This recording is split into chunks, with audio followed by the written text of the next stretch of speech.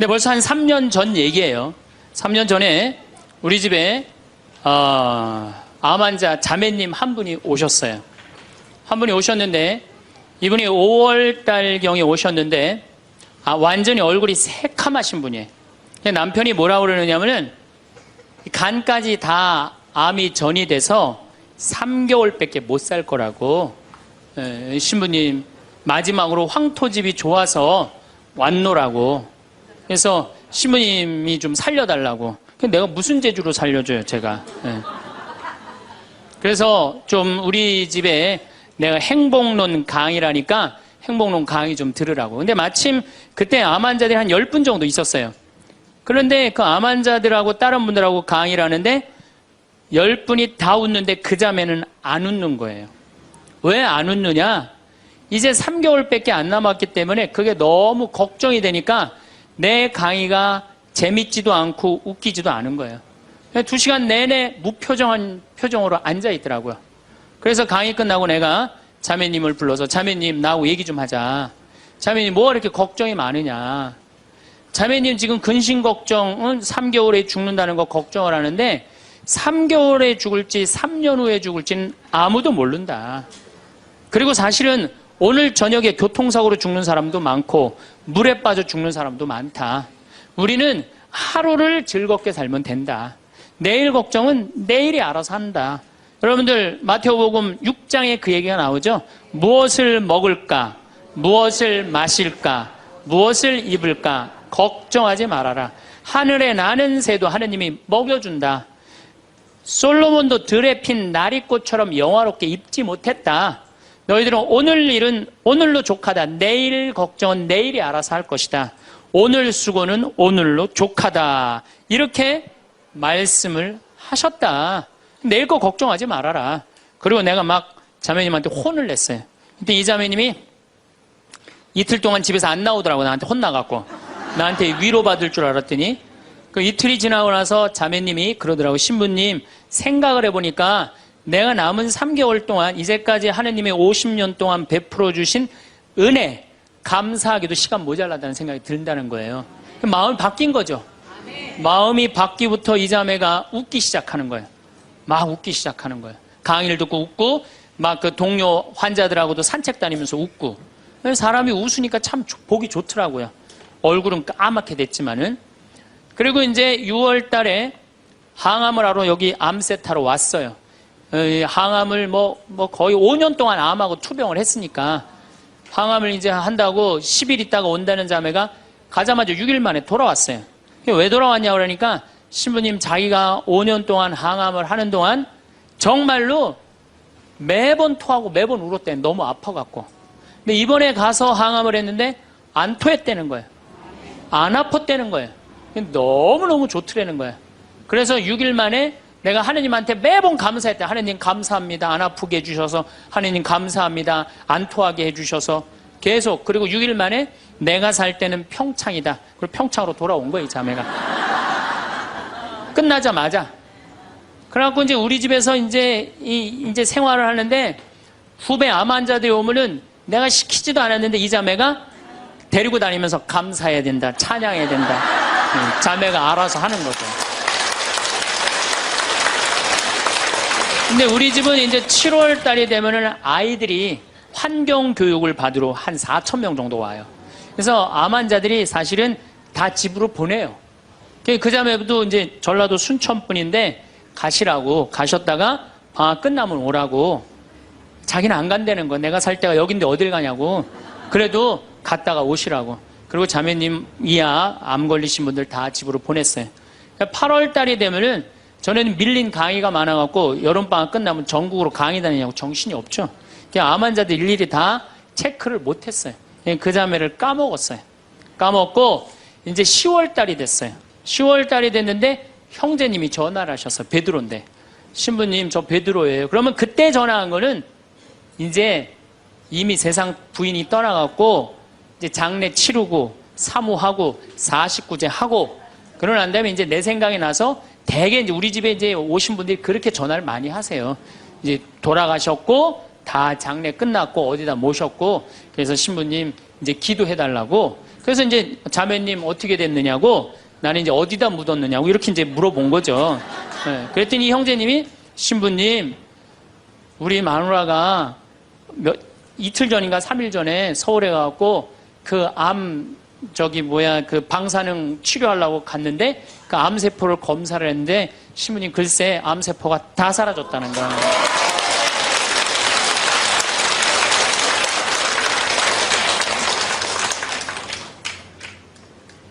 그 3개월밖에 못 산다는 사람이 그 암세포가 믿어지지 않는 거죠. 근데 우리 집뿐만 아니라 이 한국에서 지금 암이 걸린 분들 많은 경우는요, 완치율이 50%예요.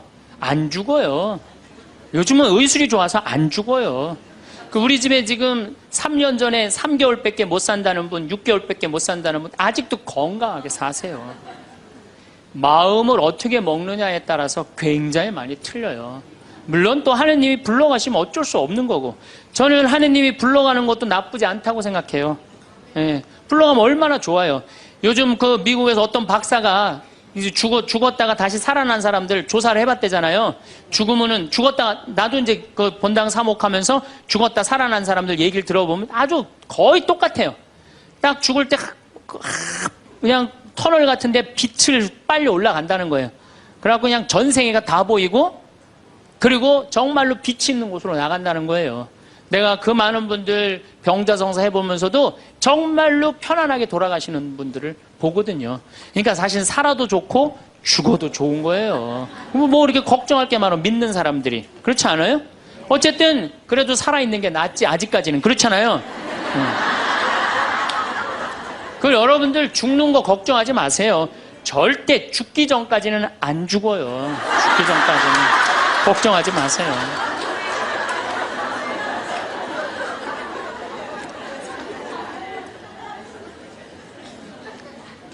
축하한다고. 근데 산책을 나갔다는 거예요. 아, 그렇다고. 예. 그래갖고 이제 11월 달이 됐어요. 우리 집에 이제 은퇴 신부님들이 자주 오세요. 그래갖고 이제 은퇴 신부님들 장어를 사드린다고 내 차에 모시고 가는데 저녁에 전화가 왔어요. 근데 젊은 여자야. 신부님, 84살 먹은 신부님, 73살 먹은 신부님을 내 차에 태우고 운전을 하고 하는데 전화가 왔는데 내가 모르는 번호야. 근데 저쪽에서 너무 이쁘고 젊은 여자가 신부님 저예요 그러는 거예요. 아니 내가 누군지 어떻게 알아. 목소리가 너무 이뻐. 그래서 실례하지만 누구시냐고 그랬더니 저쪽에서 뭐라 그러냐면, 신부님 섭섭해요. 제 목소리를 벌써 잊으셨어요 그러는 거예요. 그래서 내가 누구냐고 그러니까 저 마리아예요 그러는 거예요. 그러니까 그 자매야. 아니 목소리가 원래 이렇게 이뻤느냐고. 말만 하면 울음을 물었거든요. 신부님 나 죽으면 안 돼요 이랬던 자매인데 이렇게 밝은 목소리냐고. 신부님 제가 요즘 너무 건강이 좋아지고 너무너무 행복하다고. 그리고 재작년 5월 달에 내가 전라도 여수에 강의를 갔는데, 문수동 성당이라는 곳에 강의를 갔는데 그 자매가 순천에서 온 거예요. 갓김치를 담아서. 근데 이 자매가 나한테 전화해갖고, 신부님 자기는 너무 행복하다는 거. 뭐가 행복하냐고 하니까 드디어 파마를 했다는 거예요. 암 환자들 꿈은 파마하는 거 아니에요. 그리고 딱 봤는데 그 자매가 이뻐요. 되게 암 걸리는 사람들 특징이 뭐냐면 이뻐요. 암 걸린 사람들이 왜 이쁜지 알아요? 이쁘니까 승질을 못 내잖아요. 이쁜 척 해야 될 거 아니야. 그러니까 화나는 일이 있어도 다 참고 사는 거야. 그러니까 이쁜 사람들이 암에 많이 걸려요. 또 어떤 사람이 법 없이도 사는 사람들이 암에 많이 걸려요. 다 참고, 그게 다 암이 되는 거예요. 그걸 참고 사느냐고. 참 예쁘게 생겼어. 그 많은 분들 중에 딱 마리아 자매가 눈에 딱 띄더라고요. 우리 직원들은 몰라보더라고. 얼굴이 분홍색으로 변하고. 나를 끌어안으면서 자기 너무 행복하다는 거. 그러니까 이 자매는 딱 끌어안았는데 내가 성령으로 꽉 차 있는 거 느끼겠더라고요. 근데 3개월 만에 돌아가신다는 분이 지금 3년째 살고 있어요. 지금까지도. 그래서 여러분들 우리가 마음을 근심 걱정하지 말고 감사하다가 살다 보면은 우리한테는 늘 행복한 일이 벌어진다. 신부님 결혼 생활을 한번 해보세요. 얼마나 화가 나나. 여러분들 누구 때문에 제일 많이 화가 나요? 남편, 아내, 자식들 때문에 화가 나죠.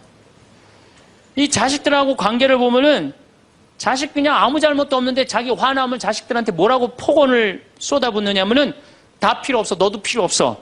그러죠? 밥이 넘어가냐? 뭐 이런 말 막 하잖아요. 자식들한테. 근데 여러분들 자식들한테 화로 키우면 그 화가 자기한테 돌아옵니다. 제가 한 15년 전에 용산 전자랜드에 내 후배 신부가 전축을 산다고 그래서 전축 사러 갔어요. 그때 2월 15일경이었어요. 졸업 시즌이었어요. 전축을 사러 갔는데 그날 아마 아들이 이제 졸업을 했나 봐, 중학교를. 그래갖고 컴퓨터를 사준다고 엄마하고 아들하고 나온 모양이에요. 근데 엄마는 100만 원을 들고 나오고 아들은 그 컴퓨터 앞에서 150만 원짜리 컴퓨터를 자꾸 사고 싶어 하더라고요. 그러니까 이제 아들하고 엄마하고 하니까 엄마가 슬슬 열받는 거지. 아들이 그냥 100만 원짜리 사면 좋은데 150만 원짜리 자꾸 산다고 우기니까 엄마가 너무 열받으니까 이 감정을 조절하지 못하고 아들 귀싸대기를 때렸어요. 그 많은 사람들이 있는데 쫙 소리가 났어요. 난 전축 사다가 무슨 소린가 했더니 때린 거 엄마가. 그래갖고 내가 그 모자가 하는 게 하도 신기해서 전축 사는 걸 관두고 구경하기 시작했어요. 어떻게 되나. 근데 엄마가 너무 화가 나니까 이성을 잃으니까 뭐라고 그러느냐면은 너 지금부터 나한테 엄마라고 그러지 말고 아줌마라고 불러. 내 말 그렇게 안 들을 거면 아줌마라고 불러. 나 지금부터 네 엄마 아니야. 얘가 그냥 귀싸대기를 맞고 얼마나 창피해. 그 많은 사람들이 봤는데 막 울더라고 얘가. 그런데 막 울더니 계단에서 막 울더니 얘가 착한 애예요. 막 한참 생각하더니 자기가 잘못했다고 생각을 했는지 엄마한테 가갖고 엄마 미안해 내가 100만 원짜리 살게. 분명히 그랬거든 아들은. 근데 엄마는 이미 이성을 잃은 상태야. 그러니까 엄마가 웬만한 엄마는 고맙다. 네가 그렇게 마음을 돌려줘서 그리고 내가 때린 거 미안하다. 이래야 되는데 이 엄마는 완전히 이게 정신이 나간 엄마라 뭐라고 그러냐면 이놈의 새끼 아줌마라고 부르는데 왜 자꾸 엄마라고 부르느냐고. 여러분 그 아이가 그날 컴퓨터 얻어갖고 갈 수 있어요. 그렇지만 시간이 지나면은 아이가 엄마가 컴퓨터 사준 거 생각할까요? 귀싸대기 맞은 거 생각할까요? 5년, 10년 지나고 나면 컴퓨터 아무 생각 안 해요. 때린 것만 생각나요. 그런데 부모는 참 이상해요. 자식한테 때린 건 하나도 생각 안 하고 잘해준 것만 생각해요. 그러니까 자식은 부모한테 맞은 것만 생각하고 부모는 자식한테 잘해준 것만 생각해요. 나중에 만나면은 이게 영 딴 마음을 갖고 사는 거야. 그러니까 여러분들 중에 만약에 자식들이 화가 나갖고 만약에 내가 때렸다. 늙어서 호강받을 생각은 꿈도 꾸지 말아라. 며칠 전에 중국에서 한 엄마가 길거리에서 아이를 막 발로 차고 막 때리는 거 보셨죠? 방송에 나왔더라고요. 화로 키우면요, 걔는 나중에 그 엄마한테 화로 갚을 수밖에 없어요. 근데 우리가 왜 자식들한테 많이 더 화가 나느냐? 이유는 딱 한 가지예요. 공부 못한다는 거예요. 공부 못한다는 거. 공부 안 하고 딴짓 한다고. 사친구 때 공부 안 하고 컴퓨터 게임이나 하고 더욱이 눈 동그랗게 뜨고 부모한테 덤비면은 화가 나요, 안 나요? 나죠? 그리고 그냥 문 쾅 닫고 자기 방에 들어가고 나오지도 않으면은 속에서 불 나지 않아요? 근데 여러분들 자라면서 사춘기 때는 그러는 게 당연한 거예요. 사춘기 때는 방황할 수 있는 권리가 있는 아이들이에요. 사춘기 때는 자기가 방황하는 게 당연한 거예요. 얘네들은 권리예요. 방황하는 게. 혼란스러운 게. 근데 엄마들이 그걸 허락을 안 해. 내가 좀 마음이 산란하고 그냥 몸도 막 변하고 그냥 정신도 이상하고 여자 보면 가슴이 흥분되고 막 그래갖고 학교도 가기 싫고 그래갖고 그냥 마음이 산란해갖고 오늘은 학교를 하루 접고 명동에서 좀 고민 좀 해야 되겠다. 학교를 하루 안 갔어. 학교 선생님이 엄마한테 애가 학교 안 왔다고 그냥 찾아보니까 명동에서 그냥 애가 그냥 왔다 갔다 하는 거야. 엄마 미치는 거죠. 엄마 뭐라 그래? 너 방황은 나중에 지금 공부하고 방황을 엄마가 명동에서 대신해 줄 테니까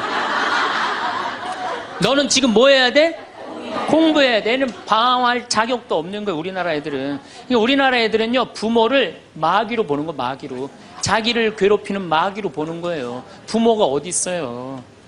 사실은 여러분들 자식들한테 욕심만 포기하면요 자식들하고 싸울 일 하나도 없어요. 사실은 내 자식이 몸으로 살 놈인지 머리로 살 놈인지 빨리 판단해야 돼요. 우리 집에 이것도 한 3년 전 얘기인데 요셉이가 왔어요. 고등학교 졸업하고 대학을 떨어진 아이예요. 근데 그냥 대학을 떨어진지 집에서 컴퓨터 게임만 하는 거예요. 엄마가 미치는 거지. 애를 보면 대학도 안 들어갔지, 새벽 4시까지 컴퓨터 게임하지, 낮에는 1시에 일어나지. 그냥 미치는 거죠. 그래갖고 나한테 데리고 왔어요. 강원도 평창에. 근데 살이 얼마나 쪘는지 애가 살이 너무 찐 거예요. 그래갖고 그냥 살이 쪄갖고 이 눈두덩이가 안 보이는 거예요. 그래서 신부님, 우리 애가 문제라고, 공부는 안 하고 컴퓨터 게임만 한다고. 그래갖고 그냥 내가 애를 보니까 이 눈두덩이, 찢어진 눈두덩 사이로 걔 눈을 자세히 들여다보니까 애는 문제가 없더라고요. 애는. 근데 애가 살이 얼마나 쪘는지, 100kg인지 110kg인지 120kg인지 130kg인지 알 길이 없는 거야. 왜? 우리 생태마을의 저울은 100kg까지 밖에 재는 게 없거든. 올라가면 막 뱅글뱅글 도는 거, 저울이. 그래서 내가 고추 빨 때, 방앗간에 나갈 때 달아봐라. 그래서 달아봐. 그랬더니 얘가 몇 킬로가 나냐? 130kg가 나서 130kg. 그래갖고 일단은 하여튼 놔두고 가라고. 그래갖고 이제 엄마는 갔어요. 엄마는 가고. 근데 애가 참 건강한 애예요. 정신도 맑은 애 아이고. 부모 입장에서 문제인데 내 눈에는 문제가 아니더라고. 너 밭에 나가서 일 좀 해라. 그래갖고 이제 다 큰 애니까 밭에 나가서 일을 하고 일주일 지나고 난 다음에 관리장한테 물어봤어요. 걔 어떠냐고, 요셉이. 그랬더니 관리장이 넘버 원이라는 거예요. 엄마는 문제라고 데리고 왔는데 우리 생태마을의 관리장은 넘버 원이라는 거. 일도 잘하고 성격도 좋고 기가 막히더라고. 어떻게 일을 잘하냐 하니까 애가 힘이 좋아갖고 물건도 게으름을 안 핀다는 거예요. 게으름을. 여러분들, 얘가 몸으로 살래요? 머리로 살래요? 몸으로 살래죠? 몸으로 살래를 머리로 살라 그러면 얘가 머리가 돌 것 같아, 안 돌 것 같아요? 그러니까 내가 몸으로 살지 머리로 살지 빨리 구분할 줄 알아야 돼요. 그래갖고 애가 너무 괜찮으니까 6월 달에 우리 생태마을에 앞에 강이 흐른단 말이에요. 거기서 래프팅을 합니다. 그래서 래프팅 가이드를 자격증을 따라고 그랬어요. 그랬더니 우리 래프팅 가이드 팀장이, 신부님, 다른 아이는 다 따도 얘는 못 땁니다. 왜냐하면 이 가이드 자격증 체육학과 애들이 따는 거거든요. 배를 뒤집었다가 폈다가 강물에 뛰어들어갔다가 강물에 또 올라오고 그래야 되는데 130kg짜리가 강물에 한번 빠지면 그만이지 어떻게 자격증을 땁니까? 그래도 우리가 협회 사람들하고 잘 아니까 좀 어떻게 좀 따게 좀 해라. 그래갖고 가이드를 자격증을 보냈는데 그 금요일날 따갖고 왔어요. 기가 막힌 거죠. 어떻게 땄냐 그러니까 그 주간에 비가 오지 않아갖고 배가 강바닥에 단 거야. 그래갖고 그냥 들어왔다 나갔다 자격증 따갖고 왔어요. 그리고 아이가 가이드를 하는데 인기가 최고예요. 최고. 너무너무 잘하는 거, 아이가. 그래갖고 이제 9월 달에 엄마가 와서 보니까 아들이 130kg짜리니까 116kg가 된 거야. 그러니까 살이 홀쭉 빠지고 눈빛이 초롱초롱해진 거야. 그러니까 엄마가 가자, 공부하러.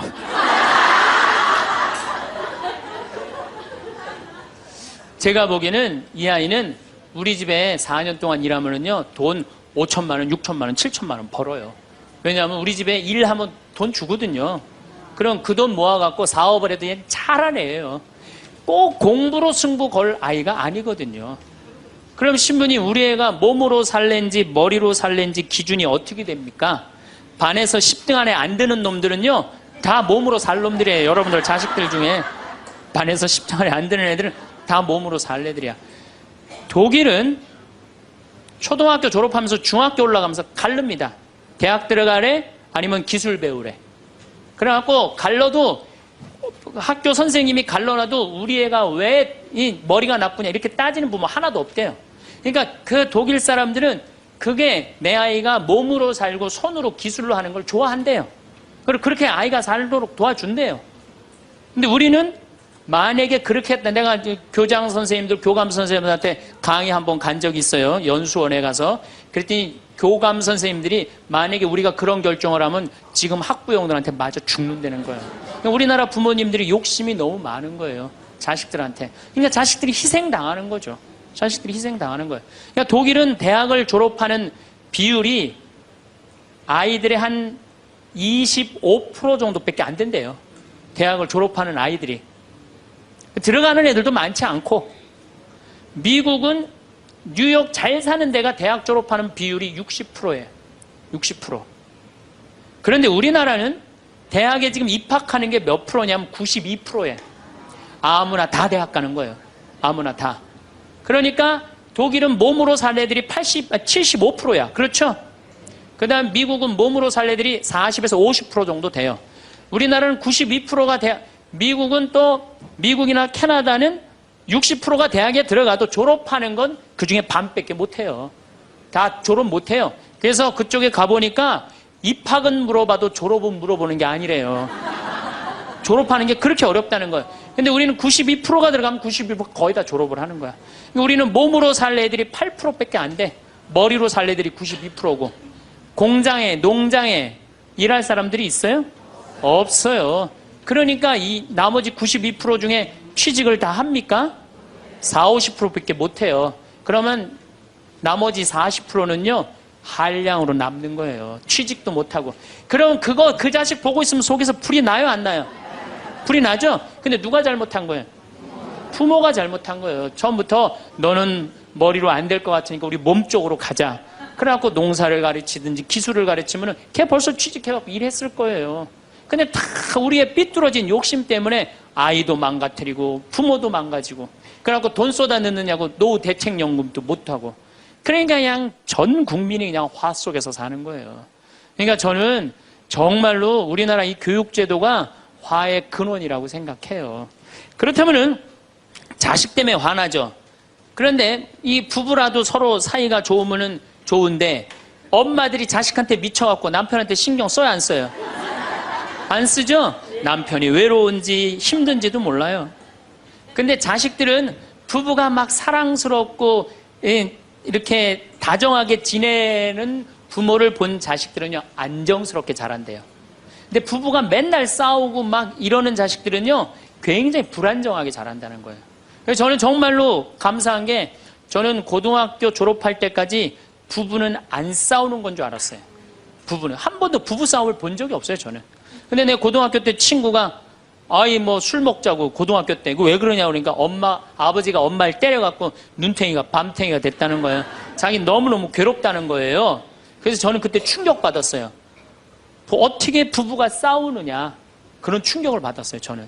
왜냐하면 나는 우리 어머니 아버지 싸우는 걸 한 번도 못 봤거든요. 그래서 내가 그 얘기를 얼마 전에 우리 형제들이 다 모였을 때 나는 어머니 아버지 싸우는 걸 한 번도 못 봤다. 그랬더니 우리 형제들이 이구동성으로 딱 한마디 하더라고요. 신부님이 집에 붙어 있은 적 있어야지 그걸 보는 거 아니냐.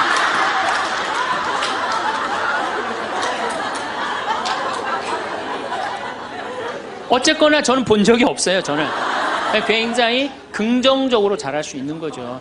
근데 우리나라 남자들은 참 불쌍해요. 돈은 죽어라 벌지만 그 돈을 마음 느긋하게 써볼 수가 없어요. 그렇죠? 자식들 학원비에 대학 등록금 대다 보면은 30에 결혼해서 시집 장가 갈 때까지 60대까지 노예같이 사는 게 대한민국 남자들이에요. 이 남자들 짜증 나겠어요? 안 나겠어요? 화가 나겠어요? 안 나겠어요? 날 수밖에 없어요. 그런 남편들을 신경 한번 써줘 봤어요. 정말로 남편 정말로 남편을 왕대조 패줘봤느냐고. 여러분들 길 가는 사람이 여러분들 10,000원 주는 사람 있어요? 길 가는 남자가 당신 예쁘다고 10,000원 주는 남자 봤어요? 근데 여러분들 남편은 그냥 한 달에 뼈가 빠지게 벌어갖고 200만 원이든 300만 원이든 400만 원이든 갖다 바치잖아요. 그러면 그 남편한테 감사해야 될 거 아니야. 근데 그냥 감사는 안 하고 그냥 남의 김치찌개도 그냥 제대로 안 하면 그냥 못 끓이고 그냥 자식이라고 있는 거 학원 다니다 보면은 밤 12시에 얼굴 보기도 힘들어요. 아버지가 자식을 키우고는 있지만은 다정한 자식을 구경하기가 힘들어요. 또 사춘기만 되면 이 자식들이 아버지한테 부드럽게 합니까? 반항하고 틱틱거리고 그러면은요, 우리나라 남자들은 갈 데가 없는 거예요. 우리나라 40대들은 갈 데가 없는 거예요. 갈 데가. 외로운 거죠. 또 여성들도 마찬가지야. 난 우리나라 여자들도 불쌍해. 이게 다 교육 때문에 그래. 교육 때문에. 자식이 막 사춘기 때 막 생 난리를 치고 막 그럴 때 여러분들은 몇 살이 될까요? 45, 50 왔다 갔다 하죠? 그럼 여러분들은 자식은 사춘기지만 여러분들은 뭐예요? 갱년기야. 그러니까 갱년기가 되면 사실은 굉장히 케어가 필요한 거예요. 여러분들 굉장히 돌봄이 필요한 나이예요. 막 피부 쳐져요, 안 쳐져요? 눈두덩 쳐져요, 안 쳐져요? 눈가 쳐져요, 안 쳐져요? 볼 쳐져요, 안 쳐져요? 이가 쳐져요, 안 쳐져요? 그러니까 그렇게 처지는 거 거울에 이렇게 보고 앉아있으면 어떤 얼굴이 되냐면 이런 얼굴이 돼요.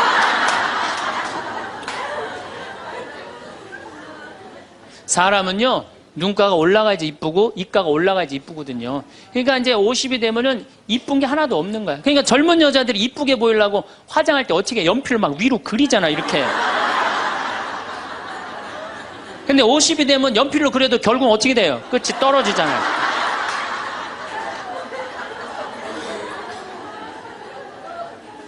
하지만은 우리나라 이 갱년기의 여성들은 자신의 고통, 번뇌 뒤로 하고 감추고 희생합니다. 묻어두는 거예요. 자식을 위해서 희생한다. 내가 지금 뭐 생리가 이어졌다, 끊어졌다. 그냥 정신이 깜빡깜빡 하잖아요, 여러분들. 갱년기 시작되면은. 그렇죠? 지갑은 뒀는데 어디다 뒀는지 생각이 안 나는 그런 경우 참 많죠.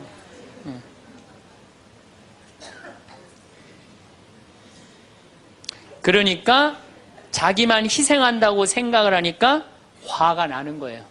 화가 나는 거. 더욱이 50이 되면은 뭐에 걸리느냐? 빈둥지 증후군에 걸려요. 자식 공부하러 나가고, 그렇죠? 남편 돈 벌러 나가고, 자기는 50 되면은 아무도 옆에 없는 것 같은 외로움 속에 자기가 이제 빠지는 거죠. 그러면 이제 자식 보면 막 화가 나는 거예요. 남편 봐도 화가 나고, 몸에는 막 테스토스테론이 나와가고 힘은 흘러 넘치고, 그러니까 막 소리소리 지르는 거야. 그러니까 50 넘은 여자 중에 여자 같은 여자는 없고 전부 다 깡패 같은 여자들만 있는 거예요. 50 넘은. 그래서 나는 이 부부들 보면은 참 재미난 게 성당에서 내가 보면 얼굴도 예쁘고 정말로 상냥해요. 이 음식 반찬도 맛있게 하고, 그럼 남편하고 술 한잔 하면서 형제님 행복하다고, 저렇게 이쁘고 상냥하고 괜찮은 여자랑 살아서 정말로 부럽다고. 그러면은 형제님들 대부분이 뭐라고 그러냐면, 신부님 부러우세요? 너무 부럽다고. 그러면은 형제님들이 뭐라고 그러냐면 데리고 가세요.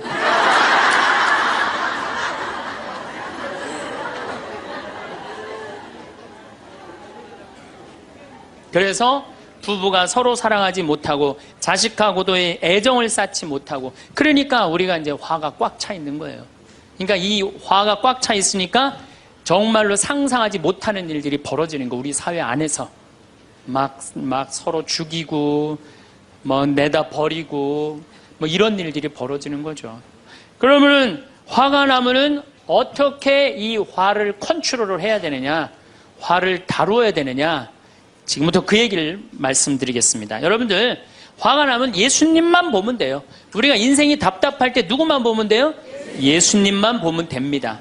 요한복음 8장에 가늠한 여자 얘기가 나옵니다. 자, 요한복음 8장에 가늠한 여자 얘기가 나와요. 당시 2000년 전에 여자가 가늠을 했다. 이건 당시 중동 지역에서는 어떻게 했느냐면 돌로 쳐서 그 여자가 돌에 맞아갖고 쓰러져갖고 돌 무더기를 만들어서 죽여요. 이번에도 중동에서 그런 일이 있었죠? 사진을 보니까 진짜 돌 무덤을 만들어 버리더라고요. 근데 이 여자가 간음을 하다가 이번에 이 중동에서 그런 분은 남자하고 팔짱 끼고 나갔는지 그냥 외출했다고 그거 이유 하나로 그 처벌을 당했어요. 근데 이 여자는 현장에서 붙잡혔어. 중동에서 이 여자들은요, 다 싸고 다녀요. 그만큼 여자를 사람 취급을 안 해요. 그런데 이 여자가 간음을 했어. 그러니까 남자들이 막 화가 날 것 같아, 안 날 것 같아요? 너무너무 화가 나는 거지. 이 여자는 여러분들 예뻤겠어요, 안 예뻤겠어요? 예뻤을 거예요. 왜냐하면 당시에 간음을 한다는 건 목숨을 걸었기 때문에. 이 여자 몸매는 어땠을 것 같아요? S라인에 S라인. 이게 벤지 엉덩이인지 구분도 안 되는 여자고 간음할 수가 없어요. 예쁜 여자가 다른 남자하고 대낮에 간음하다가 붙잡혔다. 남자들이 흥분할 수밖에 없어요. 그래갖고 막 눈이 뒤집어져갖고 예수님은 안 그래도 예수님한테 별렀어요. 왜? 요한복음 7장에 귀에만 대면 예수님을 죽이려고 그랬거든. 근데 이 사건이 8장에 일어나요. 8장에. 그러니까 모두를 용서해라, 사랑해라 이런 분하고 율법 1.1핵도 없어지면 안 된다. 그러니까 율법학자들이 예수님 앞에 이 여자를 패댕기를 치는 거예요. 당신이 이 여자 간음했는데 어떻게 하면 좋으냐고. 근데 예수님이 보니까 이 사람들이, 이 남자들이 너무너무 흥분해 있는 거야. 눈이 뒤집어진 거예요. 보니까 흰 눈동자 95%, 까만 눈동자 5%야. 눈이 확 뒤집어져 있는 거야. 근데 예수님은 참 지혜로우셔요. 흥분한 사람하고는 얘기를 안 하시는 거예요. 여러분들 두 사람이 막 싸워. 내가 말리로 들어갔어. 말리로 들어가면 나중에 흥분한 사람들 속에 뛰어들어가면 나중에 몇 명이 싸워요? 3명이 싸워요. 이게 눈에 뵈는 게 없을 때는요, 아무리 좋은 말도 귀에 안 들어오는 거예요. 눈에 뵈는 게 없을 때는. 예수님 딱 보니까 아니 이 사람들이 완전히 흥분해 있어. 그러니까 상대 안 합니다. 어떻게 하냐면 대꾸도 안 하고 바닥에다 뭘 쓰세요. 땅바닥에 뭘 쓰세요. 참 위대한 행동이죠. 흥분이 가라앉을 때까지 기다리시는 거죠. 저는 제 소원이 하나 있어요. 저는 본당 신부를 10년 동안 했는데 다행히 한 번도 교우들끼리 서로 싸워갖고 패가 갈린다든가 그런 적이 없어요. 그런데 이제 내가 다음에 이제 한번 본당에 나가면 주교님한테 가서 꼭 부탁하고 싶어요. 주교님한테 나는 어떤 본당에 나가고 싶냐고 부탁을 하고 싶냐면은 성당이 2패로 나눠져갖고 머리통이 터지게 싸우는 본당에 나 보내달라고. 내가 꼭 하고 싶은 게 있어서 그래요. 뭘 하고 싶으냐면은 내가 이제 머리통이 터지게 싸우는 본당에 발령받아 갔단 말이야. 딱 발령받아 가면은 양쪽 회장들이 딱 올 거 아니에요. 신부님, 저치들이 우리 성당 돈 다 빼먹었다고. 또 이쪽 회장들은 저치들이 우리 성당 분위기 다 깬다고 CCBB를 가려달라고 흥분이 돼갖고 오면은 나는 아무 말도 안 하고 사제관 방바닥에 뭘 써보고 싶어. 나 그거 꼭 해보고 싶어요. 여러분들도 만약에 남편이 나하고 얘기 좀 하자고 남편이 흥분돼갖고 너 왜 우리 어머니한테 그렇게 못되게 대하느냐 그래갖고 싸우자고 문을 열고 딱 들어가고 딱 봤는데 남편이 흥분을 했어. 눈동자를 보니까 흰 눈동자 95%, 까만 눈동자 5%야. 그러면은 부인이 그래 나도 할 얘기가 많다 해보자. 그러면은요 어떻게 될 것 같아요? 싸우고 귀싸대게 맞게 돼 있어요. 왜? 말로 싸우면요 남자는 여자를 못 이겨요. 남자는. 왜냐하면 여자는 하루에 25,000마디를 하고 남자는 하루에 15,000마디밖에 못 하거든요. 그러니까 말로는 여자를 이길 수가 없어요. 나는 우리 신부들 중에 수녀님하고 싸운 신부들 중에 수녀님하고 싸워서 수녀님을 이긴 신부를 본 적이 없어요.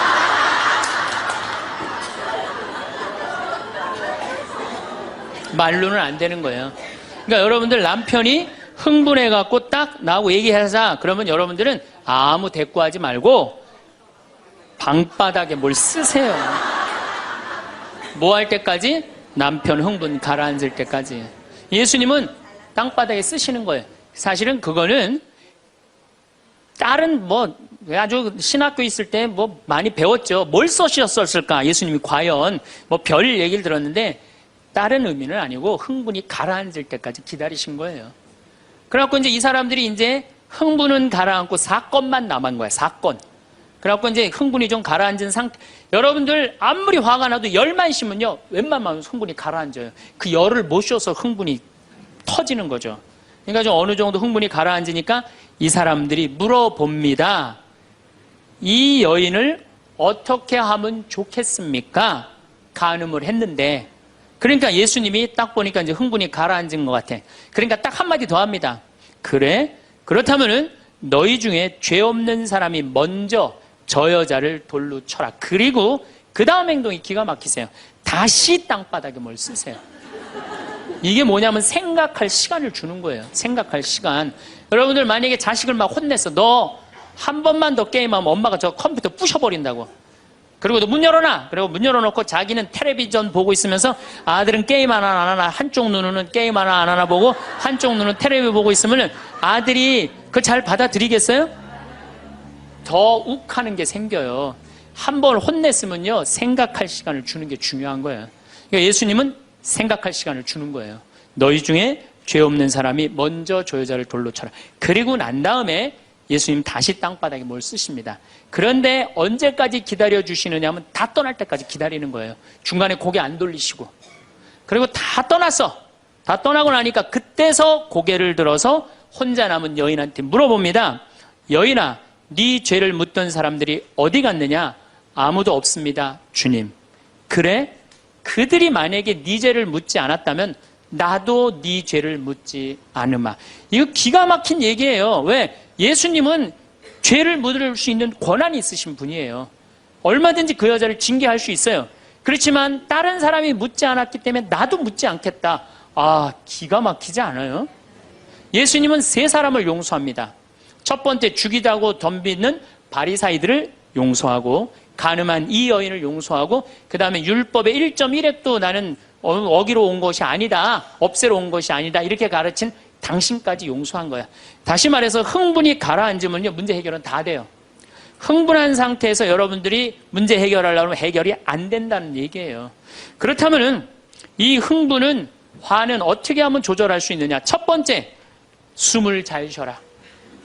이거는 모든 화를 조절하는 책을 읽어보면요, 첫 번째로 나오는 게 숨을 잘 쉬어라예요. 화가 나면은 숨이 가빠져요, 안 가빠져요? 가빠지죠? 씩씩거린다 그러죠? 이게 숨을 어떻게 주체하지 못해서 그러는 거예요. 근데 여러분들, 숨은 창세기에 보면은 하느님이 인간을 창조하시고 뭘 불어넣었다 그래요? 숨을. 그러니까 우리가 숨을 쉰다는 건 생명을 쉬는 거예요. 생명을.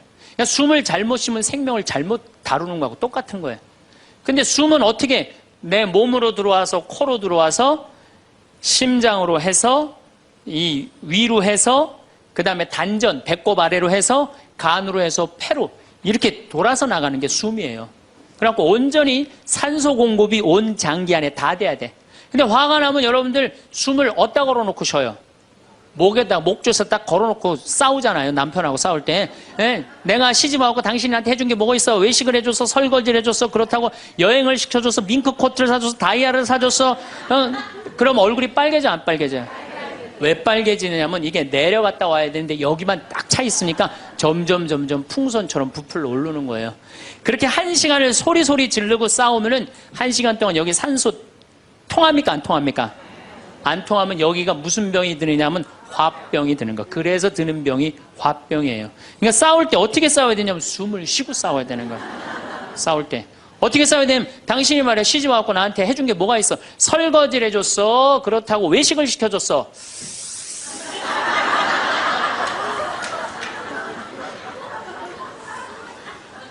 그렇다고 나 밍크 코트를 사줬어. 아니면 다이아를 사줬어. 당신 나한테 해준 게 뭐 있어? 내 시집 와서 고생만 했지.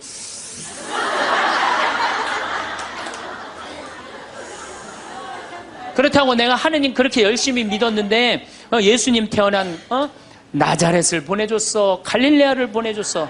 나 이 집에서 종처럼 일만 했는데 당신 뭐가 있다고 나한테 소리를 지르고 그래? 이렇게 숨을 쉬고 싸우면은요, 절대 남편한테 귀싸대기 안 맞아요. 남편이요, 차분히 얘기하게 돼 있어요. 근데 막 흥분을 끌어올리면서 얘기하면 사람 감정이 격해져갖고, 이성이 사라지는 거예요. 그래서 우리가 내가 너무너무 화가 나면은 심호흡을 10번만 하면은 굉장히 문제가 해결된다는 거예요. 그래서 여러분들, 화가 나면은 어떻게 해라? 숨을 잘 쉬어라. 두 번째, 화가 나면 어떻게 해라? 걸어라. 걷는 게 아주 중요합니다. 여러분들 화가 날 때 묵주를 들고 나와서 동네 한 바퀴만 돌면은요, 알아서 마음이 정리가 돼요. 해결책도 알아서 나와요. 2시간, 3시간만 걸으면은요, 완전히 차분해져서 들어가요. 그러니까 화가 나면 그 자리에서 떠나야 되는 거, 무조건. 떠나는데 가만히 있으면 더 이게 일어나거든요. 그래서 이 꼼포스텔라라고 스페인의 야고보 성인 무덤 가는 800km, 그게 세계적으로 그렇게 인기가 좋은 게 왜 인기가 좋으냐 하면은 그 걸으면서 사람이 치유가 다 되고 마음 정리가 다 되기 때문에 그러는 거예요. 그러니까 걷는 거는 건강에도 좋지만은 마음을 정리해 주는 게 걷는 거예요. 그래서 여러분들 정말로 화가 나면 어떻게? 걸으세요. 그리고 정말로 큰 숙제가 있다. 내 인생에 큰 숙제가 있다. 그러면은 도보 성지순례를 하세요. 도보 성지순례를. 저는 우리 교우들이랑 이 세남터에서부터 미리네까지 전체 교우가 밤 8시면 모여갖고 새벽 3시, 4시까지 저 미리네까지 걸었어요. 그 목요일, 금요일, 토요일, 일요일 4일을 걸었는데 그 한 400~500명 되는 교우들이 나한테 체험, 은혜 받은 얘기를 하는데 이건 보통 은혜 받은 게 아니에요. 허리 아프던 사람은 허리 다 낫고, 위장 아프던 사람은 위장 다 낫고, 마음 복잡한 사람 마음 정리되고, 사업이 막 안 돼갖고 괴로워하던 사람은 빛을 보고, 걷는 게 그렇게 우리 인생에 중요한 거예요. 그래서 내가 정말 문제가 있다, 세남터서부터 걸으세요. 세남터 우리 김대건 신부님 시신 모시고 미리네까지 원선시호 할아버지가 그땐 청년이었지만 갔잖아요. 그 생각하고 걸으면요 여러분들 은혜 많이 받으실 거예요. 그러니까 화가 나면 어떻게 해라? 숨을 잘 쉬고 그 다음에 어떻게 해라? 걸어라. 그 다음에 화가 나면 화를 조절하는 방법 중에 3번째는 잘 먹어라. 이게 먹는 게 화를 먹는 경우가 너무 많아요. 인스턴트 음식, 그렇죠? 이거 잘못 먹으면요 다 화가 들어있는 거예요. 그리고 고기 너무 많이 먹으면요 화냅니다. 여러분들 사슴 싸나워요 안 싸나워요? 안 싸납죠? 사자 싸나워요 안 싸나워요? 싸납죠? 사자 뭐 먹어요? 고기 먹죠? 사슴 뭐 먹어요? 풀 먹죠? 내 아들이 나한테 덤비는데 막 리모컨 던지고 막 자기 막 방문 부시고 그러면은요 애가 성격이 나빠서 그런 게 아니에요. 아, 내가 고기를 너무 많이 먹여서 그렇구나. 그래갖고 걔를 뭘 먹이냐면 6개월 동안 풀만 먹여보세요. 6개월만 지나면 완전히 온순해집니다. 그리고 여러분들 우리가 먹는 게 화가 너무 많아요. 아주 비근한 예를 하나 드릴게요. 달걀을 예를 드릴게요. 달걀을 여러분들 닭들 어떻게 달걀을 낳아요? 우리 지금 여러분들 보통 드시는 닭들 다 가둬놓고 하죠? 재웁니까 안 재웁니까? 안 재우죠? 재우지도 않죠. 공간이 조그맣죠. 스트레스 받으니까 옆에 닭 막 좁니다. 부리로. 그러니까 어떻게 하냐면 부리를 잘라요. 못 쪼개. 그런 닭들이 놓는 달걀은 화가 들어있을까요? 안 들어있을까요? 화가 들어있는 거예요. 그런 음식들이 자연적이지 않은 음식들이 반자연적인 음식들을 우리가 먹는 게 문제예요. 우리 닭들은 내가 300마리 키우는데 막 날아다니면서 놓는 알들은 벌써 향이 좋아요. 딱 깨서 먹으면 아주 고소하고. 그런데 일반 그 시중에서 이렇게 사는 닭들은 막 약간 좀 비리고 이런 냄새, 그 스트레스 받는 거예요. 그럴 만큼 먹는 게 중요한 거예요. 그래서 자연식이라는 게 우리한테 그래서 중요한 거예요. 그래서 이 화도 커피 많이 먹으면 막 심장 두근두근 거려요, 안 거려요? 그런 상태에서 화나는 일이 있으면 폭발합니다. 그러니까 먹는 게 아주 중요하다. 4번째, 우리가 화를 잘 다스리려면은 이게 음양의 조화, 인생을 좀 즐길 줄 알아야 돼. 인생을. 하느님이 6일 일하고 7일째 쉬셨어요, 안 쉬셨어요? 쉬셨죠? 그럼 여러분들도 일하고 쉬어야 돼, 안 쉬어야 돼요? 쉬어야 돼요. 근데 우리는 잘 안 쉬어. 하느님이 태양도 동그랗고 달도 동그랗고 산도 동그랗고 사람 머리도 동그랗고 이렇게 동그랗게 만들어 놓으신 이유는 동그랗게 살라고 그러는 거예요. 그런데 우리 평창에 내가 생태마을에서는 운전하고 읍내에 나가면은 한 번도 빵빵거리는 소리를 못 들어요. 근데 서울만 딱 오면은 여긴 다 네모나고 삐죽해. 그러니까 네모나고 삐죽한 거 보는 사람들 딱 1초만 늦게 출발해도 빵빵거리고 난리도 아니에요. 그러니까 여러분들 음양의 조화를 잘 이루어야 돼요. 남녀 뭐 쉬는 거 이런 게 굉장히 중요한 거거든요. 그래서 좀 어디 가서 그러니까 우리 생태마을 같은데 1년에 일주일씩 와서 조용히 기도하고 쉬고 가면은 영혼이 편안한 거죠. 그러니까 여러분들 지금 나이 60 드신 분들 60년 일했으면 나머지 인생은 즐거워야 돼, 안 즐거워야 돼? 즐거워야 돼. 그러니까 그런 음양의 조화를 잘 해야 된다. 5번째, 제일 중요한 거, 화가 안 나는 최고 좋은 길은 뭐냐면 자기 자신한테 잘해주면 돼요. 내가 행복하면 절대 화 안 납니다. 얼마 전에 우리 집에 대장암으로 온몸에 퍼져서 돌아가신 분이 계세요. 자매님이 나보다 1살 많은데 죽기 일주일 전에 나를 딱 끌어안고 울면서 이런 말을 했어요. 신부님, 나는 내가 이제 곧 죽을 것 같은데 나는 남편한테도 안 미안하대요. 왜 안 미안해요? 남편 평생 집 돌본 적이 없대요. 그래서 하나도 안 미안하대요. 그리고 자식한테도 안 미안하대요. 왜? 대학까지 자기가 이 빌딩 청소해갖고 대학까지 졸업시켰대요. 그런데 누구한테 미안하냐면 자기한테 미안하대요. 자기는 이 47년을 살면서 한 번도 고생만 했지 자기 맛있는 고기를 사준 적도 없고 자기한테 예쁜 옷을 해입힌 적도 없고 좋은데 구경시켜준 적도 없다는 거야. 그런데 지금까지 고생만 하다가 떨컥 병에 걸려서 죽는다는 거예요. 그래서 자기한테 너무너무 미안하다는 거예요. 근데 이제 죽는다는 거예요. 자기한테 한 번도 잘해준 적이 없는데 너무 자기한테 미안하다는 거예요. 여러분들한테 잘해줘야 될 것 같아요? 안 잘해줘야 될 것 같아요? 괜히 그냥 참고 인내하면서 승질은 승질대로 부리고 그러실 필요 하나도 없어요. 이제 여러분들한테 맛있는 거 있으면 사주세요. 그렇죠? 예쁜 옷 있으면 사 입히고, 여러분한테 좋은 데 있으면 구경도 좀 시켜주고, 저는 저한테 잘해줍니다. 왜 잘해주느냐 하면은 나는 본당을 떠나 있기 때문에 본당 총회장님도 없고 부회장님도 없고 성모회장님도 없어요. 그러니까 나 고기 먹고 싶으면 사주는 사람 아무도 없어요. 내가 고기가 먹고 싶으면 내가 사줘요. 베네딕토 고기 먹고 싶냐? 가자. 내가 오늘 사줄게. 난 내가 데려와서 내가 사줘 나한테. 그러니까 스트레스 받는 일이 없는 거예요. 남한테 섭섭한 것도 없고. 그래서 제가 항상 하는 얘기지만 집에서는 엄마가 행복해야 돼. 그래야지 자식이 행복한 거예요. 집에서는 아내가 행복해야 돼. 그래야지 누가 행복해? 남편이 행복한 거예요. 집에서는 며느리가 행복해야 돼. 그래야지 누가 행복해? 시어머니가 행복한 거예요. 그러니까 여기 계신 여러분들이 행복해야지 대한민국이 행복한 거예요. 시간이 흐른다는 것은 참 신비로운 일입니다. 어제와 똑같은 해가 뜨는 것 같지만 어제의 햇살과 오늘의 햇살은 미묘하게 다릅니다. 이른 새벽의 공기는 어제보다 조금 더 차갑고 저녁 노을의 빛깔은 하루가 다르게 깊어집니다. 나무잎의 색이 하루가 다르게 짙어지고 흙냄새 섞인 바람이 계절의 변화를 조용히 알려줍니다. 우리의 삶도 이와 같습니다. 매일 비슷한 하루가 반복되는 듯해도 자세히 들여다보면 모든 날이 단 한 번뿐인 특별한 날입니다. 우리는 모두 저마다의 길을 묵묵히 걸어왔습니다.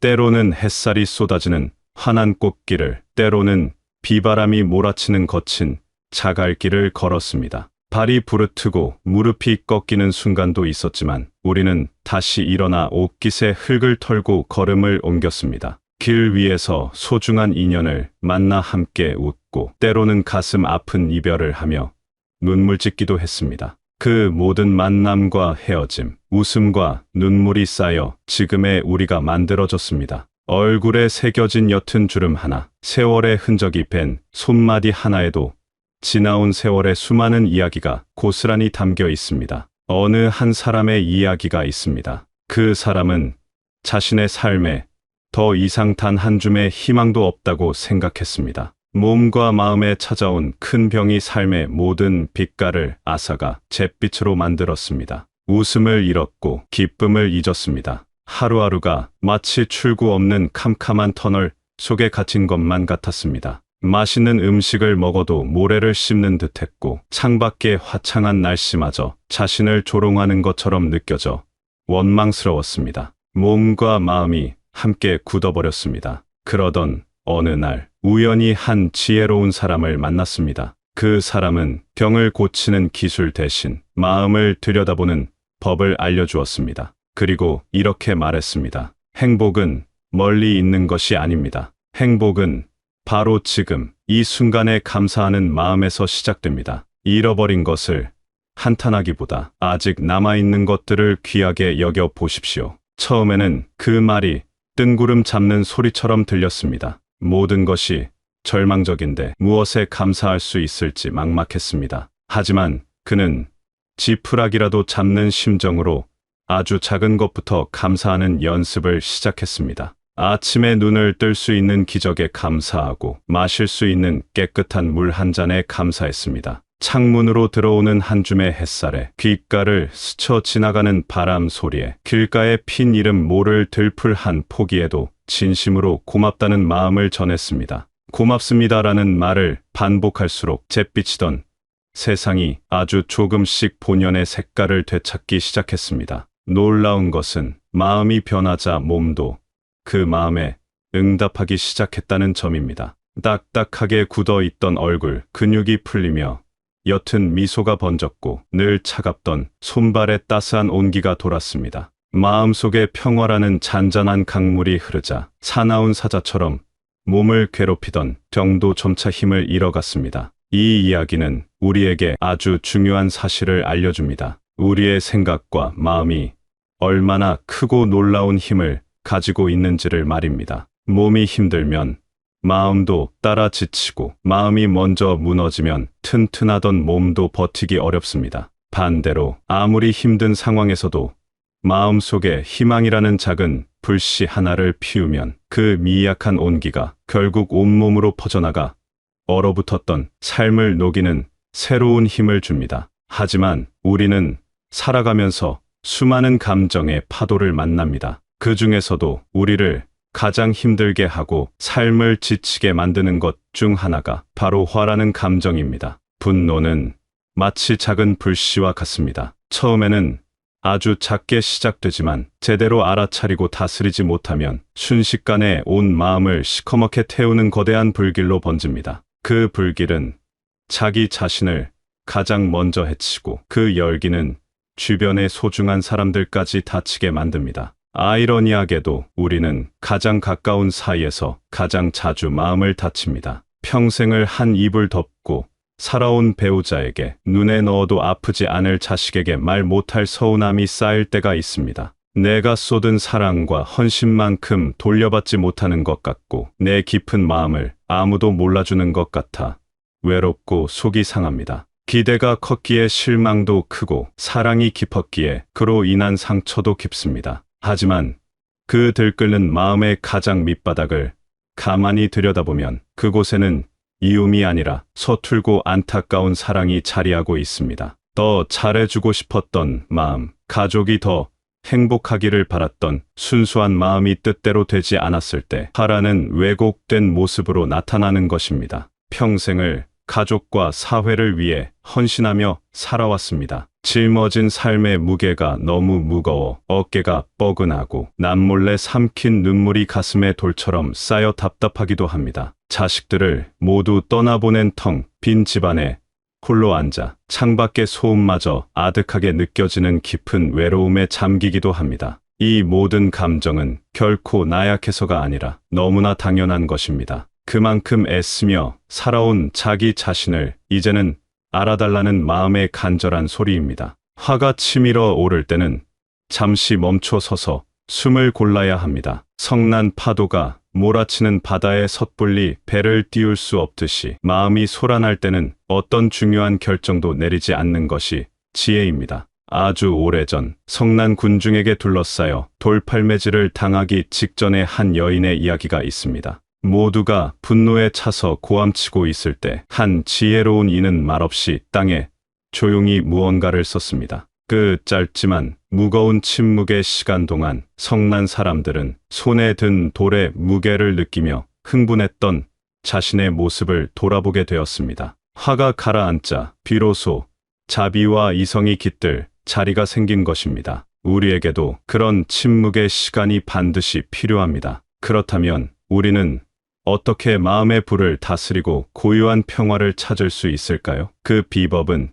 특별한 곳이 아닌 아주 평범하고 일상적인 것들 속에 보석처럼 숨어 있습니다. 첫 번째는 숨을 제대로 그리고 깊이 쉬는 것입니다. 우리는 평생 숨을 쉬며 살지만 정작 자신이 어떻게 숨 쉬는지 의식하지 못합니다. 화가 나고 가슴이 답답할 때 하던 일을 모두 멈추고 편안한 자리에 앉아 보십시오. 그리고 오직 숨에만 집중해 봅니다. 코로 시원한 공기를 깊이 들이마시며 이 맑은 기운이 내 몸의 가장 깊은 곳까지 닿는다고 상상합니다. 잠시 숨을 멈춘 뒤 입으로 천천히 길게 내쉬어 봅니다. 나가는 숨과 함께 마음속의 불안과 분노, 무거운 감정의 찌꺼기가 함께 빠져나간다고 느껴봅니다. 숨을 고르는 것은 흩어진 마음의 조각들을 다시 모으는 것입니다. 생명의 근원인 이 고유한 숨결을 느끼는 것만으로도 우리는 다시 평온의 중심으로 돌아올 수 있습니다. 두 번째는 걷는 것입니다. 두 발로 단단한 땅을 딛고 한 걸음 나아가는 행위는 그 자체로 위대한 명상이자 치유입니다. 복잡한 생각에 머리가 터질 것 같을 때는 신발을 신고 밖으로 나가 그저 걸어보십시오. 발바닥에 전해지는 흙과 아스팔트의 감촉을 느끼고 뺨을 부드럽게 스치는 바람을 느껴봅니다. 처음에는 머릿속이 시끄럽지만 걷다 보면 어느새 주변의 풍경이 눈에 들어오고 지저귀는 새소리가 들리기 시작합니다. 규칙적인 걸음의 반복은 엉켜있던 생각의 실타래를 한 올 한 올 풀어주고 태산처럼 커 보였던 문제들이 어느새 언덕만하게 작아지는 것을 느끼게 됩니다. 걷는 것은 몸을 움직이는 동시에 무거운 마음의 짐을 한 걸음마다 땅에 내려놓는 일입니다. 세 번째는 음식을 약처럼 소중히 여기는 것입니다. 우리가 먹는 음식이 곧 우리 몸을 만들고 마음에도 영향을 줍니다. 자극적이고 급하게 먹는 음식은 우리 몸과 마음을 모두 지치고 병들게 합니다. 자연이 준 그대로의 신선한 채소와 과일, 정성껏 지은 따뜻한 밥 한 그릇이 세상 어떤 보약보다 훌륭한 약이 될 수 있습니다. 음식을 먹기 전 이 음식이 내 앞에 오기까지의 기나긴 여정을 잠시 생각해 봅니다. 땀 흘린 농부의 손길과 따스한 햇살, 대지를 적신 고마운 비를 생각하며 감사한 마음으로 음식을 대하면 음식은 단순한 배 채움이 아니라 거룩한 생명의 에너지가 되어 우리 존재를 깊숙이 채웁니다. 네 번째는 일과 휴식의 조화를 이루며 쉼을 허락하는 것입니다. 우리는 평생을 부지런히 살아왔습니다. 이제는 조금 쉬어가도 괜찮습니다. 아무것도 하지 않는 시간을 불안해하거나 두려워하지 마십시오. 따스한 햇볕이 드는 창가 의자에 잠시 앉아 꾸벅꾸벅 졸아도 좋고 좋아하는 옛 노래를 의미 없이 흥얼거려도 좋습니다. 삶에는 열심히 노를 저 앞으로 나아가야 할 때도 있지만 잠시 닻을 내리고 고요한 강물의 흐름에 온전히 몸을 맡겨야 할 때도 있습니다. 잘 쉬는 것이야말로 닳아버린 마음을 보살피고 내일을 살아갈 새로운 힘을 얻는 가장 현명한 방법입니다. 마지막으로 이 모든 것들 중에서 가장 중요한 것은 바로 자기 자신에게 다정해지는 것입니다. 우리는 평생 다른 사람을 챙기고 배려하는데 익숙해져 있습니다. 정작 세상에서 가장 소중한 자기 자신을 따뜻하게 돌보는 일에는 너무나 인색했습니다. 스스로를 아끼고 사랑하는 것을 결코 이기적이라고 생각하지 마십시오. 내 마음의 샘이 행복으로 마르지 않고 가득 차 있어야 그 맑은 물을 다른 사람에게도 기꺼이 나눠줄 수 있습니다. 오늘 하루도 애쓴 나 자신에게 수고했다. 정말 고생 많았다 라고 따뜻한 위로의 말을 건네주십시오. 거울 속 자신을 바라보며 마치 가장 사랑하는 친구를 대하듯 온화한 미소를 지어주십시오. 내가 나 자신의 가장 좋은 친구가 되어줄 때 우리는 세상에 어떤 거친 바람에도 흔들리지 않는 굳건한 뿌리를 내릴 수 있습니다. 삶은 결코 완벽하지 않습니다. 지나온 길에는 분명 후회스러운 순간도 있고 돌이키고 싶은 아쉬움도 남기 마련입니다. 하지만 괜찮습니다. 그것이 바로 삶의 지극히 자연스러운 모습입니다. 크고 작은 상처와 흉터는 우리가 얼마나 치열하고 성실하게 살아왔는지를 보여주는 영광스러운 훈장과도 같습니다. 우리는 그 모든 시간을 용감하게 견뎌냈고 이만하면 충분히 잘 살아왔습니다. 이제는 다른 사람의 시선이나 세상의 잣대에서 벗어나 온전히 자신만의 속도와 자신만의 방식으로 남은 길을 걸어가도 좋습니다. 어제보다 더 나은 사람이 되려고 애쓰기보다 오늘의 나를 있는 그대로 따뜻하게 받아들이고 안아주십시오. 지금까지 정말 애쓰셨습니다. 당신이 걸어온 모든 발자국은 그 무엇과도 바꿀 수 없이 귀하고 아름답습니다. 살아오면서 겪었 모든 슬픔과 기쁨이 당신을 더욱 깊고 향기로운 사람으로 만들었습니다. 당신은 이미 충분히 좋은 사람이며 넘치도록 사랑받을 자격이 있습니다. 당신의 남은 날들이 걱정과 후회가 아닌 잔잔한 평온과 소박한 감사로 충만하기를 바랍니다. 오늘 하루도 정말 고생 많으셨습니다. 부디 근심 없는 편안한 밤, 기분 좋은 꿈과 함께 평화로운 날들 보내시기를 진심으로 기원합니다.